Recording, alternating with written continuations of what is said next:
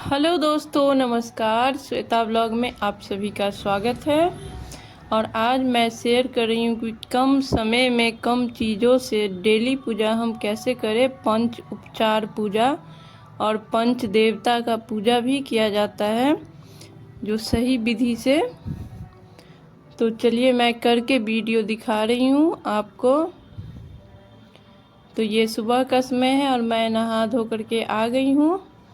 नहा धो करके स्नान करके, और सुबह में करना चाहिए, ब्रह्म मुहूर्त में करते हैं तो बहुत अच्छा है। नहीं तो आपको 6 बजे से लेकर के 9 बजे के बीच में ही पूजा कर लेना चाहिए।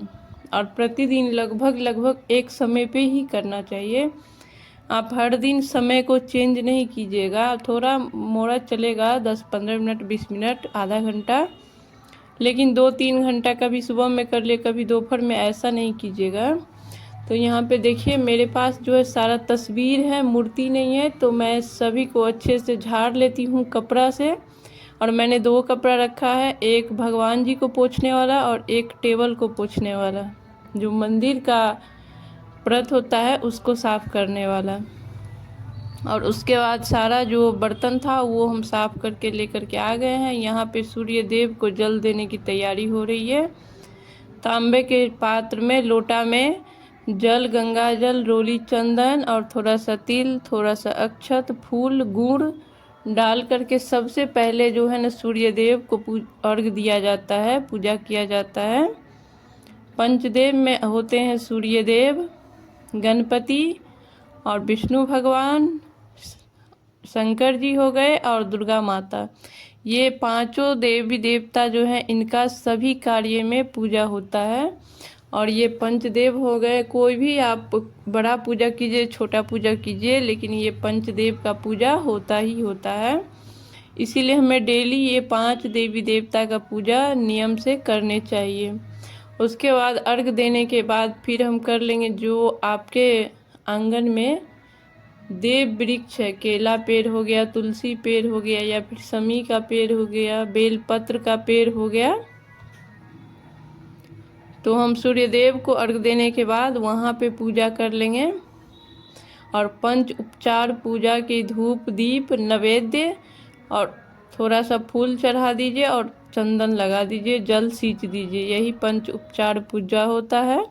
और इस पूजा का बहुत ही ज़्यादा महत्व होता है। मतलब सभी शास्त्रों में बताया गया है कि जो इस 5 तरीके से, 5 चीज़ों से जो पूजा करते हैं उनको संपूर्ण फल प्राप्त होती है। तो मतलब बहुत ज़्यादा आप नहीं कर पा रहे हैं या फिर डेली में इतना ज़्यादा संभव भी नहीं है, तो आप इतना कर लीजिए कि जो देव वृक्ष है उनको पहले जल सींच लीजिए, टीका लगा दीजिए, फूल चढ़ा दीजिए, थोड़ा सा नैवेद्य चढ़ा दीजिए, धूप बत्ती दिखा दीजिए। ये सर्वश्रेष्ठ पूजा है। आप डेली कीजिए तो भी, और विशेष पर्व में भी आप ऐसे कर सकते हैं।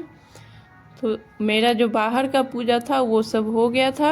मेरे पास जितने तुलसी माता है और आंवला है, केला है, सभी में मैंने कर लिया था। अब आ गई थी मैं अंदर अपने घर के मंदिर में पूजा करने के लिए। तो यहाँ पे देखिए डेली वाला जो प्रसाद है वो मैं ड्राई फ्रूट और लचकदाना, मिश्री वगैरह डाल के ही भोग लगा देती हूँ। लेकिन मैं ना 3 प्लेट में भोग लगाती हूँ। एक प्लेट में जो मैं तीनों में सेम निकाल रही हूँ, एक प्लेट में जो मैं निकालूंगी वो विष्णु भगवान को भोग लगाएंगे, और एक माता दुर्गा को, और एक शिव परिवार, शंकर परिवार को। तो जो विष्णु भगवान को भोग लगाएंगे उसमें तुलसी दल जाएगा, क्योंकि बिना तुलसी दल का वो स्वीकार नहीं करते। और शंकर भगवान का जो भोग लगता है उसमें तुलसी दल नहीं जाता है। शंकर भगवान के पूरे परिवार के जो भोग लगाइएगा उसमें तुलसी दल नहीं डाला जाता है। इसीलिए वो 2 अलग अलग लगेगा ही। और तीसरा दुर्गा माता, तो उनका भी मैं अलग से लगाती हूँ। इसीलिए मैं 3 प्लेट में निकाल रही हूँ। और 3 प्लेट या 4 भी प्लेट में आप निकालें, लेकिन कभी भी एक साथ सभी भगवान को भोग ना लगा दें, क्योंकि बिना तुलसी दल का नहीं स्वीकार करेंगे विष्णु जी, और डाल दीजिएगा तो फिर शंकर परिवार स्वीकार नहीं करेंगे। इसीलिए हमें अलग अलग लगाना चाहिए। तो मैंने यहाँ पे भोग प्रसाद सारा निकाल लिया, और शुद्ध जल में गंगा जल डाल के फूल से छींटा देते हुए सभी देवी देवता को स्नान करवा देंगे। पहले और स्नान करवा दिए हैं, फिर पहले दीपक जला लेंगे, क्योंकि दीपक जो होता है सो हम पूजा कर रहे हैं उसका मात्र एक साक्षी होता है। वो भगवान तक मैं पूजा कर रही हूँ वो पहुँचाते हैं, वो दीपक ही पहुँचाते हैं, ये साक्षी है, प्रमाण होता है। इसीलिए सबसे पहले जलाइए। और उसके बाद सबसे पहले जो हम टीका लगाएंगे वो गणपति को, और स्नान भी हम सबसे पहले गणपति को ही भाव किए थे।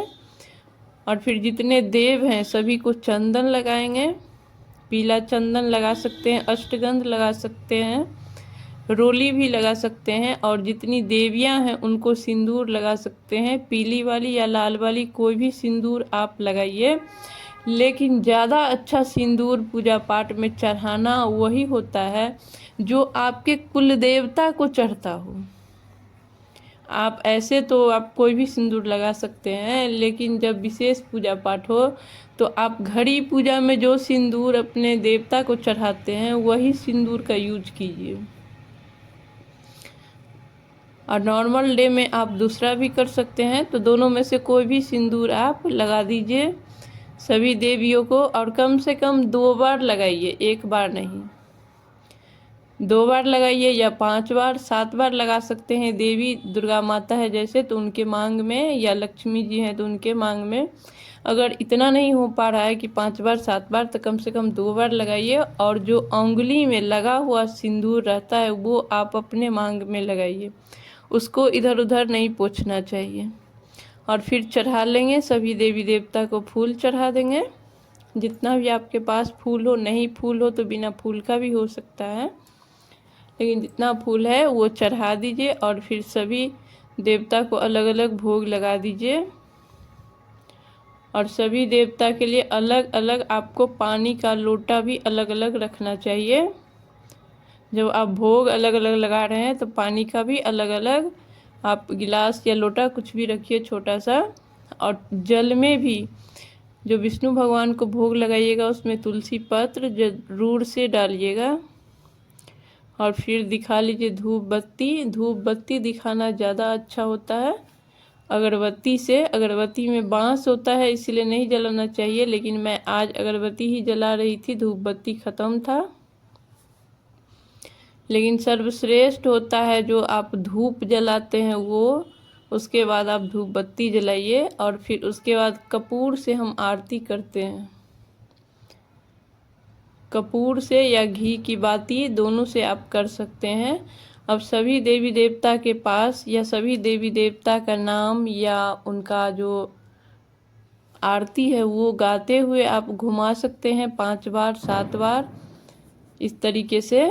और सभी देवी देवता का नाम लेकर के घुमा लिए। उसके बाद 3 बार आपको पूरा मंदिर का घुमाना है, या फिर वहीं खड़ा होकर के आप घूम जाइए और वहीं पे 3 बार दिखा लीजिए। फिर जितने देव वृक्ष हैं सभी में दिखा लीजिए, जो सूर्य भगवान हैं उनको दिखा लीजिए। तो इस तरीके से जो पंच उपचार पूजा होता है उसका बहुत ही ज़्यादा महत्व होता है।